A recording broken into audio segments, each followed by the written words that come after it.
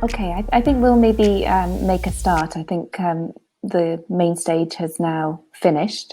Welcome everybody, and welcome in particular to Bo.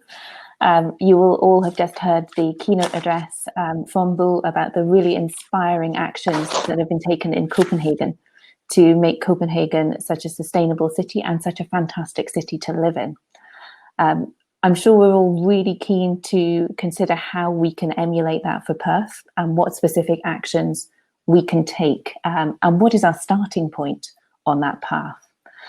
So if you have a look in the chat box, you'll see I've asked everyone who joins the session to please just put in their name and their affiliation, and also to give us all an idea of what you understand by the concept of sustainability. When you say sustainability, what do you mean? That's the key to this conference. It's a really, really important part of what we need to do, is to have that shared and common understanding. And there are so many different views out there about what it means and what it means for different places. Please do use the chat box if you have any questions as we go through. How you view this session is also in your control. You can ask to come on screen. And if you have a question to ask Bo, it would be great if you did actually come on screen to ask that question. You can also put a question in the chat box if you'd rather do it that way. And I'll keep an eye on the chat box and make sure that any questions are raised. Now, for those of you who did see the keynote address, you'll have seen that Bo gave us some key learnings to have a look at. And those learnings are what we're going to focus on during that session. I've got them here on this piece of paper, but unfortunately to me, they look like they're backwards. I don't know if they look like they're backwards to everyone else, and I'm not quite sure how to fix that. The three that we thought we would focus on are the Perth story, so how to make a good narrative, the experiments. What could Perth be used for in terms of experiments for technologies or for processes and practices, and education. But this session is focusing on how to get that political buy-in, how to get the financial buy-in, how to get the buy-in from the community. And the real key to that is having a good narrative, having a good story. Bo advised us in his keynote that this is the absolute key to securing buy-in across the piece. So what is our story? I'm going to pass over to Bo first for a few words as a follow-up to that, and then we'll open the floor for any comments. Bo. Thank you so much, Claire. Yes, my main point is that you have to have a very specific story. And to find that, you must, you could be carbon neutral, you could be zero waste city, you could be a fossil-free city, you could be the city with the best biodiversity. But it's important that you choose a story where you have a good potential, and that you are sure that the different stakeholders, the city council, the citizens, the companies, will be able to join that story. And I hope, because this is a workshop and you have to prepare your next conference at the 4th of December, that we can have a discussion here where you can come up with input. What do you think? Do you think that it should be the fossil-free story? Do you think it should be the biodiversity story? Because when you have the story and when you have the goal, you actually can start the specific work. Then you can start making a baseline study. How is the situation today according to this goal? What roadmap is necessary to make to reach the goal? And then you can get into that process where you can put out activities, you can co-create to reach the goal, you can find the financial resources and so on. So we chose that, the first recommendation for this workshop, and hope you will come with input to us. Thanks very much, Bo. So I'd like to open the floor for any thoughts and any comments. We've heard during these opening sessions about what a special place Perth is to all of us. Its geographic location, its heritage, its innovation. What does it mean to you? And what do you think would be the key elements of that Perth story?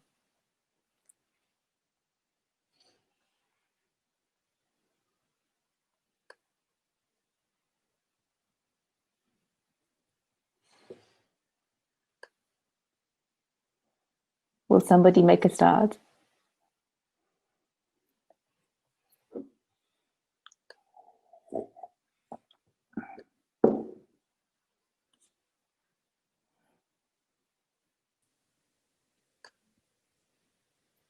Hello, Tom. It's nice somebody go on the screen here. Can we encourage others to perhaps come on the screen and join the discussion? You need to request sharing audio and video to be able to do that.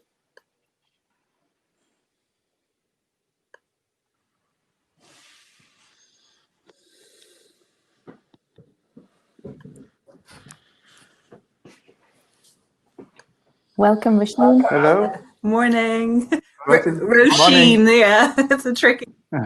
Oh, I don't have my name up here. I'll change that. We can see your name, Roisin. It's appearing for us. Oh, okay. Welcome, Alex, as well. It's very nice to see real people on the screen. I mean, when you sit here and talk to people, it's quite lonesome. Yeah, so I was just curious, when you were kind of setting out your vision for Copenhagen, what was your kind of initial story or what aspect you wanted to focus on, like your first kind of target area? Our target area for Copenhagen was to be CO2 neutral. And it was, I mean, we had a lot of discussions about should we be fossil free, should we be CO2 neutral, but we ended up that our realistic goal was to be CO2 neutral, because we are a municipality and we can't control everything. So there's something which is not under our control.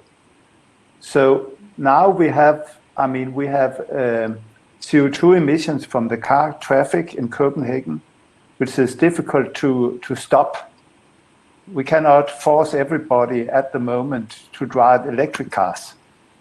But by choosing the goal CO2 neutral, we can put up windmills, other places to compensate for these extra CO2 emissions that we can't control.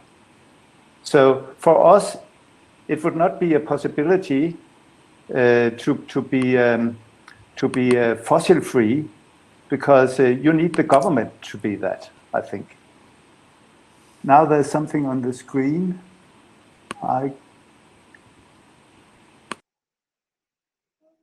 Yeah. I just got something on the screen. I think maybe everybody did. I don't know what it was. I think somebody... Does it make sense, Alex? Does that make sense to you? No, it does. And I suppose the follow-up would be, was this decided at your kind of higher tier organizational structures within the council, or was it done very much this kind of initial idea forming in collaboration with sort of local community groups and seeing if there was a motivation on a priority of that was the area that they thought they should start with, or did you kind of get the ball rolling yourself and then try and reach out with engagement? I mean, at the time we got the ball rolling by ourselves. There was a lot of groups in Copenhagen who wanted to be more sustainable. There was a lot of biking people. There was a lot of people who wanted more nature in the city. But we chose the goal, and it was at the moment where we had the COP meeting in Copenhagen. And that's the reason maybe that we could get support from all parties in the city council, because everybody wanted to do something. But then in the next phase, it becomes difficult because then, I mean, when we made the specific plan, everybody realized what they voted for. And this was very ambitious. I mean, you have also in Perth, you have a plan to be, I think you have a plan to be fossil free in 2035. But I'm not sure you have realized what it takes to reach that goal. And I don't say that you should audit this plan. I say that you should now make it specific. You should now calculate what it will take to reach that goal, if you really mean it. So this is a work you have ahead. And I mean, to be fossil free, that's a nice goal, and that's a goal that I mean, this is the last decade we have to do something. This is my personal view. When we get into 2030, 30s, it might be too late. So it's now we have to concretize, to prioritize our efforts, and a fossil-free goal could be one very nice goal, which you already have decided. I understand.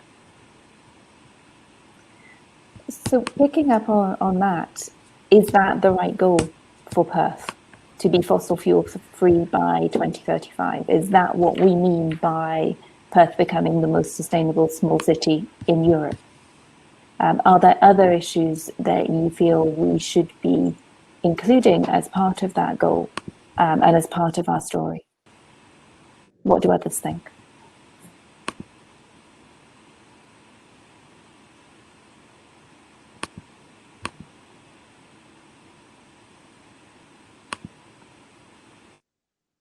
So maybe taking just a step back, what do people see as the particular strengths of Perth in terms of sustainability? You've all very kindly put in your views on what sustainability means for you. What do you think sustainability means for Perth?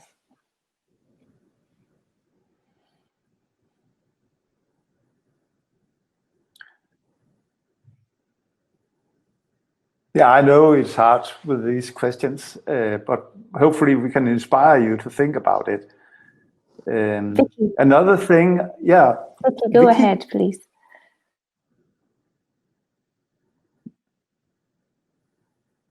You have to put on your microphone, Vicky.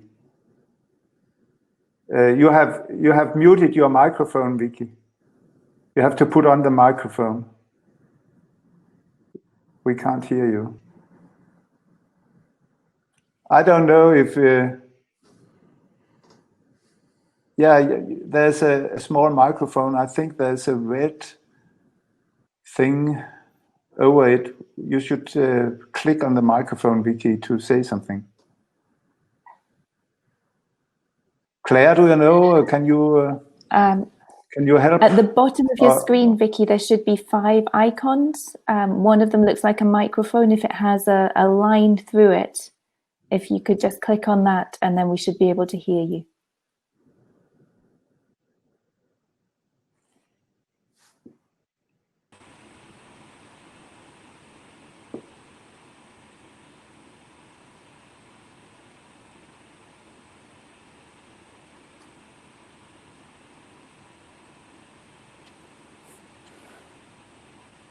No.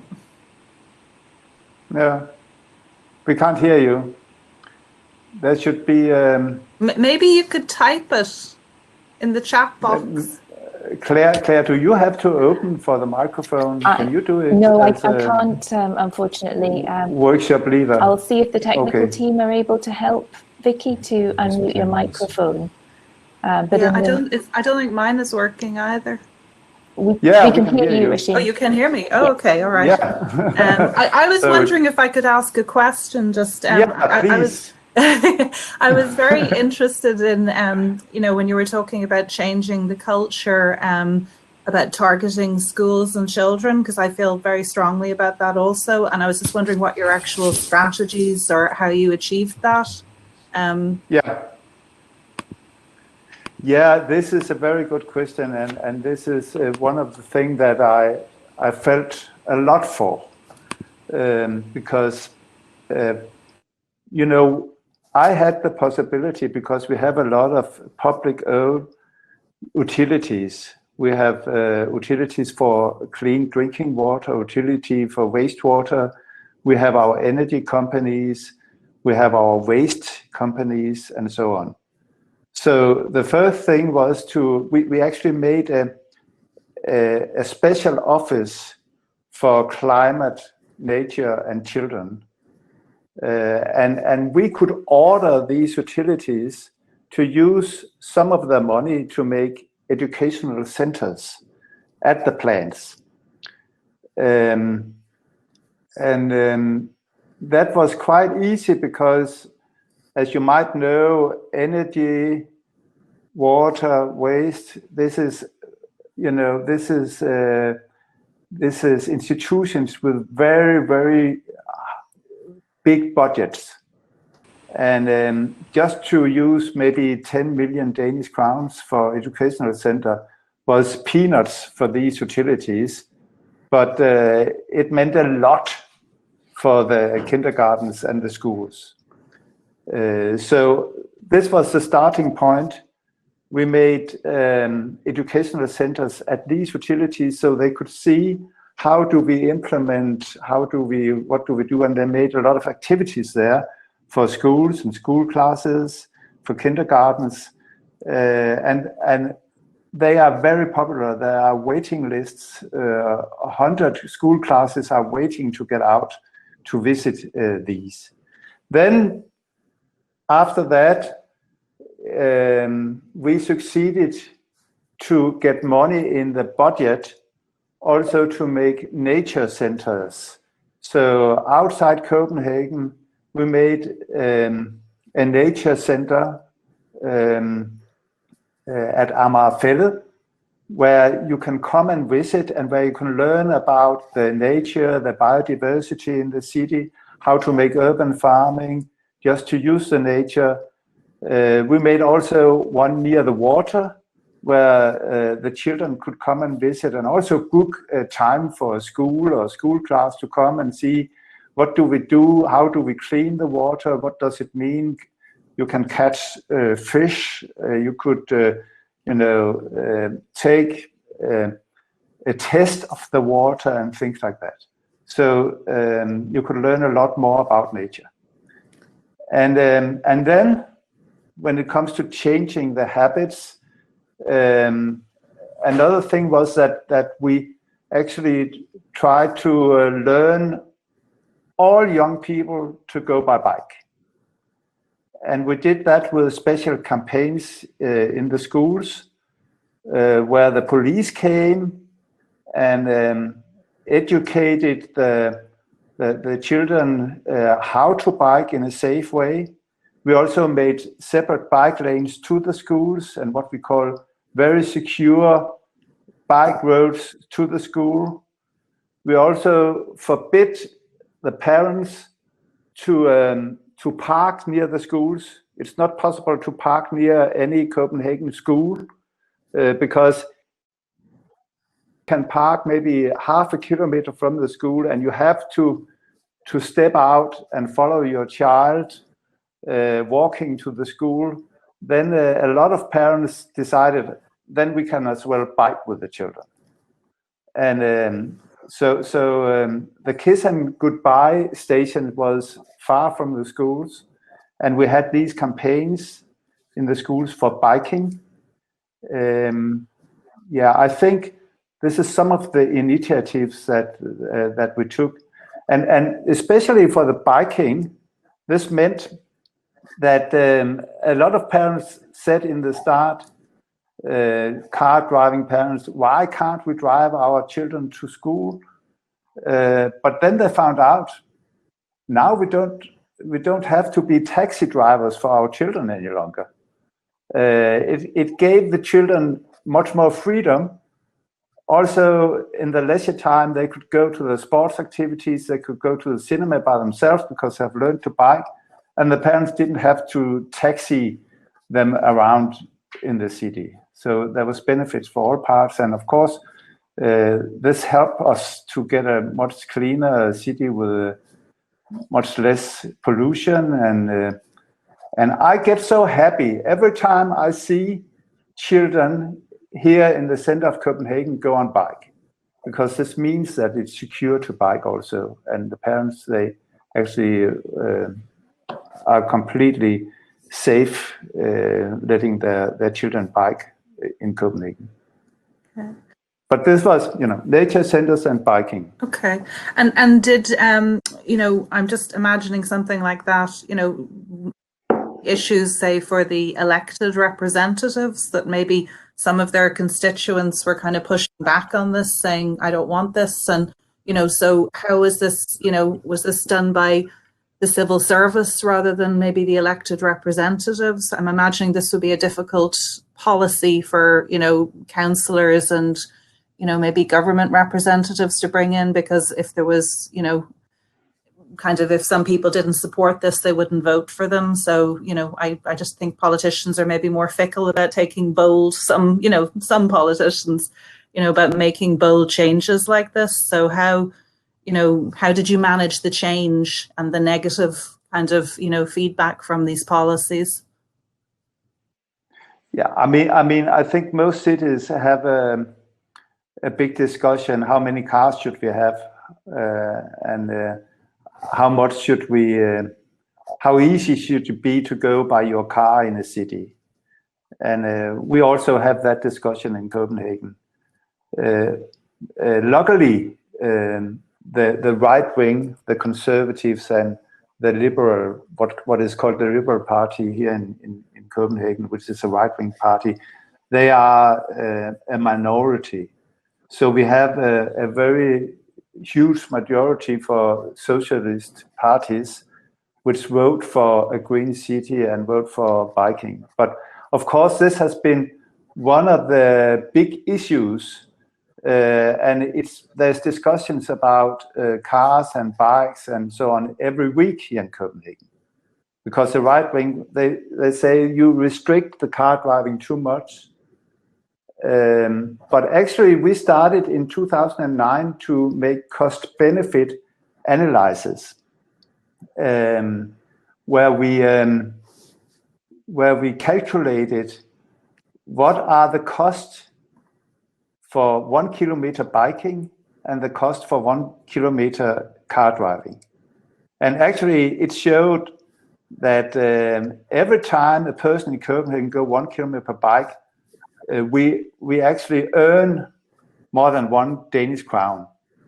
And every time a person go 1 kilometer in a car, we have to pay more than 2 Danish crowns. And now it's a part of the national calculation statistics they publicize every second year. And the last one said they actually redefined the calculation. So now you actually earn 8 Danish crowns every time a person in Copenhagen go 1 kilometer per bike, because you don't have air pollution. It's healthy to bike. There's not so much cost for roads and so on. A bike doesn't fill anything. It doesn't pollute. It doesn't make any noise, and it's healthy to bike. And this is what are showed in these cost-benefit analyses. So, of course, this is also a part of the discussion with these people who want more cars in Copenhagen, because it's also, I mean, it gives a better life quality to all Copenhageners to have bikes. But when it comes to the economic matters, which they have argued before, that the taxpayers will go out of the Copenhagen, then we also have very good arguments now for the biking city. Okay, thank you. Thanks, Rasheen, and thanks, Bo, as well. Fraser. Hi, yes. I think the one thing that we're missing here is the vast cultural and legal differences between Denmark in Scotland or Perth particularly. Regarding There's an echo on your it's on yours as well. Fraser. It's on yours as well. I think everybody except the people talking has to turn off their microphone to stop the echo. Thanks, Roisin. So I was just about to ask people, if people who are not speaking, could you mute, please? And then we should get rid of the echo. Thanks. Very good. Is that any better now?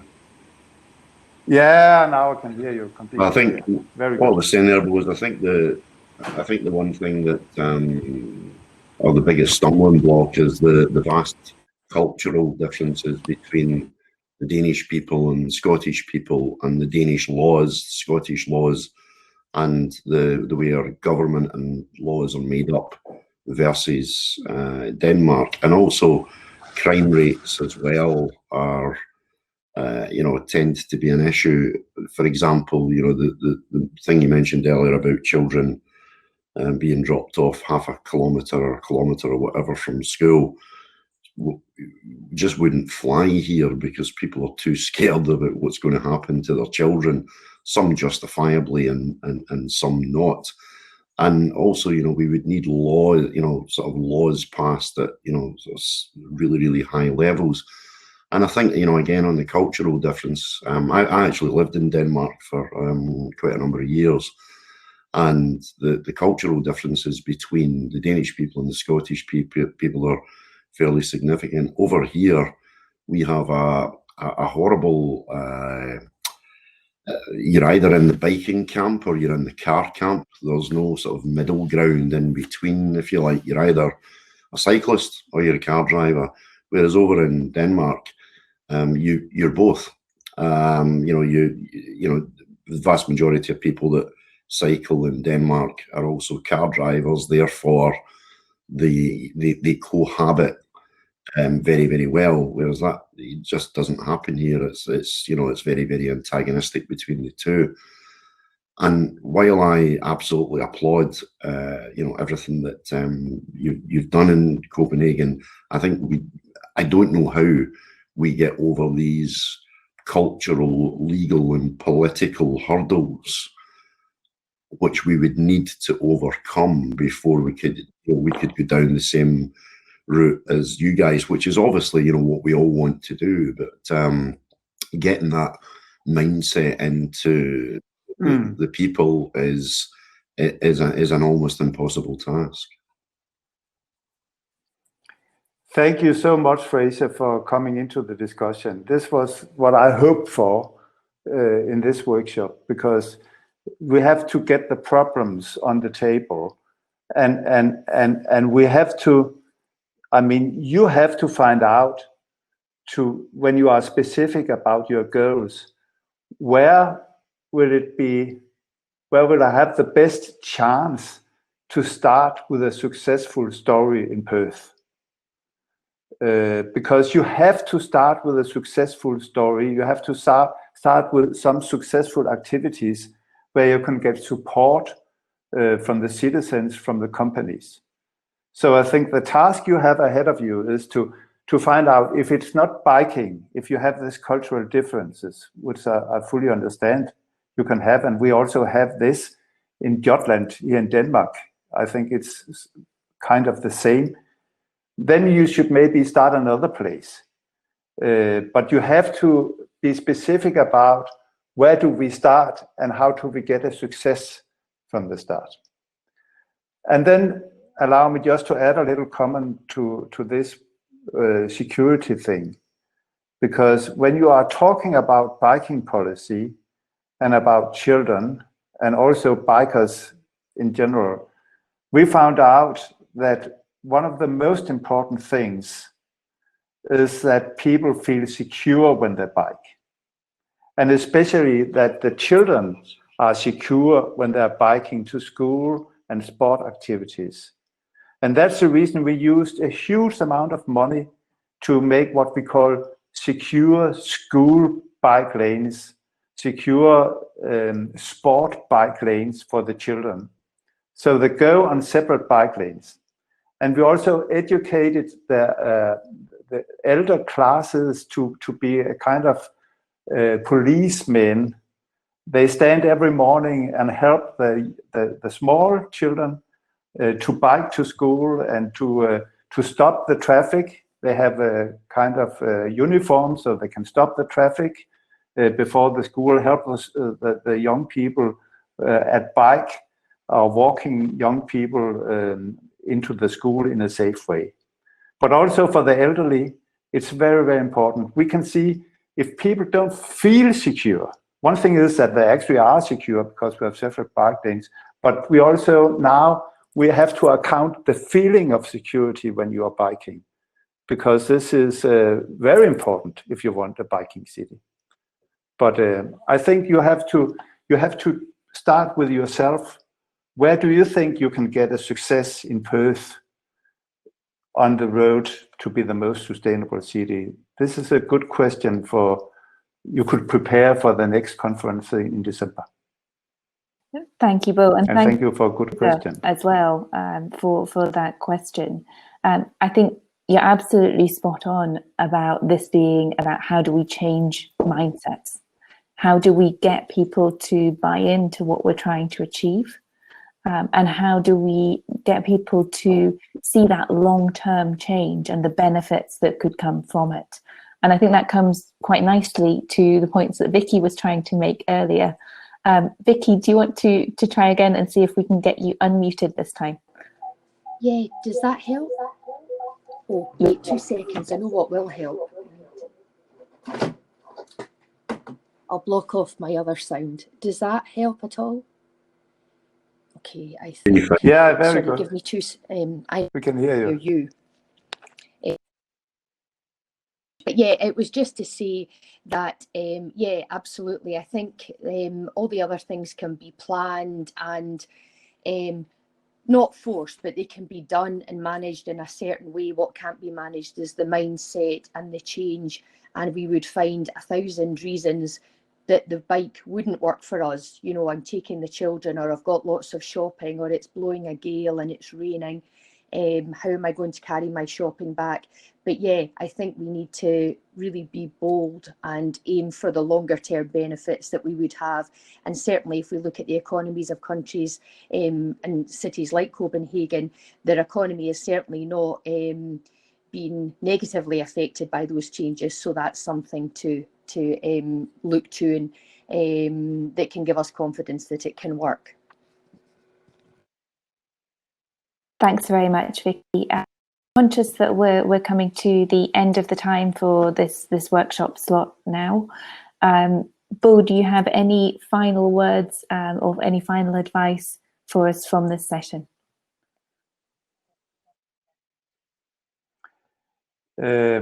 Yeah, I just wish you good luck, and I think that it's difficult to make a session like this. I'm very happy with Fraser's input here because I think that it's very important that you can see the difficulties and you can find a way through this. Start with a success. Make a checklist when you make the goal. Can we get support from the citizens for that? Are there some companies in Perth which will support this Perth story and will go into it, be active in it? I think you have to make a list, because when you have started in a successful way, it gets attractive to join. And then you are in a self-improving success story. And I think we in Copenhagen, we were helped by that, because when we got good from start, a lot of people want to join. And then you get extra support. And then a lot of things could happen that I really didn't imagine could happen when we started. Thanks. Come in there, Bo, very quickly. We do have the local business community behind, you know, the vast majority of things that we do, and we have an ambassador program, which is, you know, sort of business leaders within the Perth area, you know, sort of helping to promote all the good things about Perth in the future, and obviously sustainability and is a big is a big part of that. I don't think it's so much the buy-in from the businesses that we lack, but the political support and people's fear of accidents and legal and kids being abducted, and and how accurate that fear is. I don't know, but we've went from, in the last 20 years, almost every child walking to school to I don't think any children walk to school here now. And again, it's that parental fear. Vicky's maybe better placed to, as a mum of a young girl, she might be better placed to give an opinion on that. But and whether the fear's real or not, I don't think is the issue. It's that fear is there. So people just will not allow their children to ride a bike to school or even walk to school. And crime isn't bad in Perth, but it's perception. Yeah, I just want to finalize with one point. People think that they have a secure life today, and they have a secure life today the way they are living. But I think people haven't understood that if they want to be secure in the future as well. Actually, in the old times, you should just continue living the same way as you did. Today, you have to change your lifestyle to be secure in the future, because there's a big threat before us. I mean, if we shall do something, if we shall prevent the climate change and still have a safe world, then we have to change our habits. And when you realize that, I think the motivation to do something is much bigger. But I can see Claire has left us or can't be here, and she is the workshop leader, and I think the time is gone. Still so here. just She's still here. I think I'm still here. Pardon? I can't see Claire. Yes, Claire, are you here? I'm still here. I think others are nodding and can still see me. She's not here on my screen. Can you say if I something? could just, one final sentence, really, that I absolutely, 100% behind everything that Copenhagen have done, and would love to see that here. I just think because of the legal, cultural, and political and differences, and more importantly, probably the mindset difference between the Danish people and the Scottish people, I think it's probably a taller ask, but it's probably a much longer term issue to overcome. Thank you, Fraser, and thank you, Bo, as well. We have come to the end of this workshop session. I think it's raised some really important points about how we develop that vision for Perth and what the vision should be. I think there are also some really great examples of what's been done elsewhere, not just in Copenhagen, but also in places like Ghent, to make cities more livable, to make them more accessible for pedestrians and cyclists. And we have a little bit of time now to move over to the networking part of the conference and also to the expo booths. And I really would recommend that you have a look at those expo booths. There's some great footage from Copenhagen and from the other cities that I think gives us really inspiring examples of what we could achieve if we have the courage to take those next steps. I'm conscious that many of you probably want to ask Bo some questions offline. If you go to the expo booth, there is a Green Innovation stand. That's Bo's company. Please do leave a note there so that Bo can follow up with you afterwards, or use the direct messaging function as part of the conference process. After the space for networking and comfort breaks, the next session on the main stage is at 10:35. So please do go over to the main stage at 10:35, and the workshops will be running again from 10:55. So please feel free to rejoin this session if you would like to carry on the conversation, or go to one of the other sessions to be inspired by what's going on in other places as well. Thanks again to Bo, and thank you all for your very active participation today. Thank you. Bye, everyone. Bye. Thank you. Bye. Bye.